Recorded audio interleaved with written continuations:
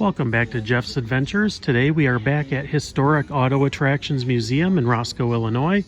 And I know I've shown you guys some of this Gangsterland here. There's a lot of cool stuff here. Like this is the Bonnie and Clyde car. Not the actual car. This was from the 1967 film.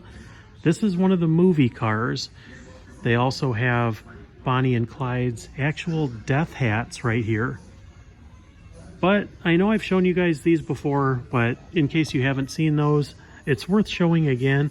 But this is the star of today, John Dillinger. We are going to take a look at, first off, here's John Dillinger's shirt.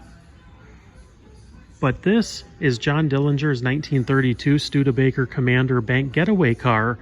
Now, this was used in a police arsenal robbery in October of 1933, where $75,000 was stolen. Now, this car was classy back in the day, and it's even better now because, I mean, how many of these exist? Especially those that were owned and used by John Dillinger, probably the most notorious robber of all time. Now, the stuff inside the car I don't think belonged to Dillinger, but this car did. And this car, if it's not cool enough as it is, this car was loaned for the filming of Public Enemies, and this car was driven by Johnny Depp. Now, could you imagine seeing this car driving at you? You'd know he was in a hurry, and you'd know that he would want to get away. John Dillinger was a very, very famous man back in the early 1930s. And this is just one thing that they have here. They also have John Dillinger's bulletproof vest right here, along with the affidavit and how they got it. A lot of this stuff came from family members and descendants. And they also have a full case of John Dillinger relics and artifacts. They have guns that were owned by Dillinger's grandfather. This one was owned by Dillinger's father. They have a silencer that was used by the John Dillinger gang. Dillinger's pistol. This was actually John Dillinger's pistol that he left in Little Bohemia in northern Wisconsin in 1934. Now, that was a pretty interesting place, and it still exists. You can still go in and see where that happened.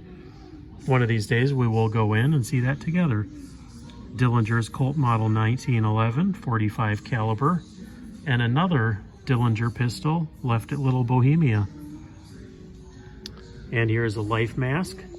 Now, I'm not sure why they're called life masks if they're taken after somebody's death. Shouldn't that be a death mask? But for a little bit of information, John Dillinger was killed at the Biograph Theatre in Chicago, and he was watching this movie here, Manhattan Melodrama, starring Clark Gable. This is the actual suit that Clark Gable was wearing in that film that was watched by John Dillinger on that night. Pretty darn cool. And then here's the other thing. This is the pistol that ballistics showed killed John Dillinger. This is it right here. This is pretty crazy. I'm really curious what something like this would actually be worth. Owned by Martin Zarkovich, an East Chicago police officer. It says autopsy reports confirm the bullet was the fatal shot fired from this gun. Now, Martin Zarkovich, he was East Chicago police officer, like it said, and J. Edgar Hoover was very, very upset that the fatal shot did not come from an FBI agent. But this is just a couple of many, many, many artifacts here at this Historic Auto Attractions Museum. If you guys want to see more, please let me know. I'll come back here and do a full museum tour on this channel. I know on Frazel Productions, I've done my sister channel. I've done a couple of them in there. But let me know what you guys want to see, and I'll get it done. But thanks for joining me on today's adventure, and we'll catch you on the next one. Take care, everybody.